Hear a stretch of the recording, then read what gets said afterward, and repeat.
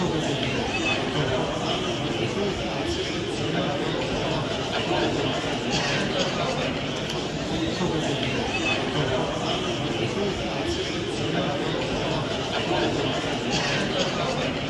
is my first video update from Nicosia, Cyprus on this Monday afternoon. Let's talk about some news. And how about Jungle Joseph Borrell and the statement he made to a French publication the other day in an interview where he said that European navies should conduct patrols in the Taiwan Strait. A very interesting statement from Jungle Joseph. He stressed that Taiwan concerns the EU economically, commercially, and technologically, and therefore EU member states should send their navies to the Taiwan Strait to keep China in check. Jungle Joseph, he is the top diplomat for the European Union. This is the guy that is the top diplomat for the EU. I guess the first ship that he could send to the Taiwan Strait would be the Andromeda yacht. It did a number on the Nord Stream pipeline. I'm sure it could accomplish its goals in the Taiwan Strait, patrolling the Taiwan Strait. Send the Andromeda. Anyway, that was a statement from Jungle Joseph Borrell. And on the same day that this interview came out, Joseph Borrell, he tweeted his anger towards China. And he's angry at the statements made by the Chinese ambassador to France. And he wants to know if the statements that the Chinese ambassador to France made in his television appearance the other day on French TV, where he said Crimea is Russia, and when the Soviet Union dissolved, the member states of the Soviet Union, well, who knows if they're sovereign states or not. Anyway, when the Chinese ambassador said these things, everyone flipped out. The Baltic nations, Lithuania, Estonia, Latvia, they flipped out. French politicians flipped out. EU Parliament members, they blew a gasket. And Jungle Joseph, he tweeted out to the Chinese government something along the lines of, is this official Chinese policy?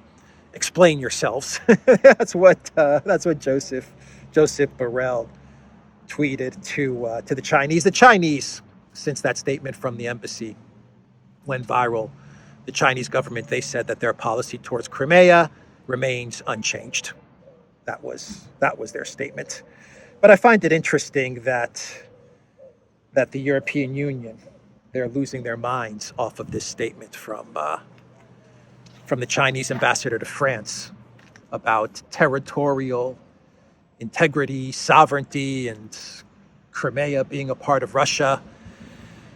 All the while, they're neck deep in a proxy war against Russia, and the European Union even funds conferences. I'm at a loss for words. The European Union, they fund and they sponsor conferences that take place at EU headquarters where they openly talk about breaking up the Russian Federation, overthrowing the Putin government, and dissecting the Russian Federation into like 6 different parts. And they have like 2-3 day long conferences with guest speakers, and all of this takes place at EU properties.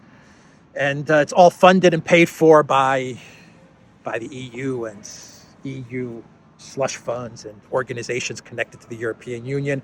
And all of this happens, and one statement from the Chinese ambassador during a TV interview, a French TV interview, sends them into a complete panic. Very interesting development. And Joseph Borrell, he's talking about sending EU ships to patrol the Taiwan Strait on the one hand, and on the other hand, he's lecturing China about a statement made from their ambassador. That's the collective West for you. Maria Zakharova, the Russian foreign ministry spokeswoman, she told Joseph Borrell that perhaps, just perhaps, the Chinese Navy should patrol the English Channel. That's a clever statement from Maria Zakharova. So in Ukraine, we have Elensky coming out with a statement saying that Ukraine's victory, that he is confident of Ukraine's victory, and that the country is readying for the big counterattack. And in the same statement, Elensky said that Ukraine is going to hold on to Bakhmut and it cannot lose Bakhmut, because if Ukraine were to lose Bakhmut, then it would give the Russian military pretty much an open road to move further west in Ukraine. So that was an interesting statement from Elensky. And the Ukraine military, they launched a couple of attacks towards Crimea, towards Sevastopol. And the Russian military, they repelled the drone attacks towards Sevastopol, targeting the Russian Black Sea fleet. And we also had attacks via sea drones that tried to hit the Russian Black Sea fleet. And according to the Russian Ministry of Defense, those attacks were all successfully repelled. But it's interesting to see Ukraine continue to target Crimea on the one side and Belgorod, Russian territory up north, on the other side. So maybe that's indicative of the big spring counteroffensive that's coming. By the way, there are reports now that the spring counteroffensive is going to take place end of May, early June. Those are the latest reports as to when we should all expect the big spring counteroffensive to take place. In Sudan, we have escalation. That's how it looks. With the conflict in Sudan, we have had all the Western embassies. They have pretty much evacuated their personnel in Sudan. The United States, they evacuated something like 70 embassy staffers from the capital city of Sudan. And many other countries have evacuated their embassy staff. And this points to a fear that the conflict in Sudan is going to escalate. And there was an interesting Twitter post that I kind of want to read out. It was by F. Rosen. Check out this timeline leading up to the current state of Sudan. Sudan Cliff Notes. August 24th, 2022. U.S. ambassador appointed to Sudan following a 25-year lapse. September 28th, 2022, U.S. ambassador warns Sudan against finalizing Russian naval base deal. November 11th, 2022, Blinken urges Sudan to consider U.S. support for the rapid formation of a civilian-led transitional government. December 5th, 2022, UN brokers framework agreement between Sudan's military leaders and leading pro-democracy parties. December 7th, 2022, Blinken threatens travel ban for Sudanese who endanger framework agreement deal. February 12th, 2023, Sudan confirms deal for Russian naval base.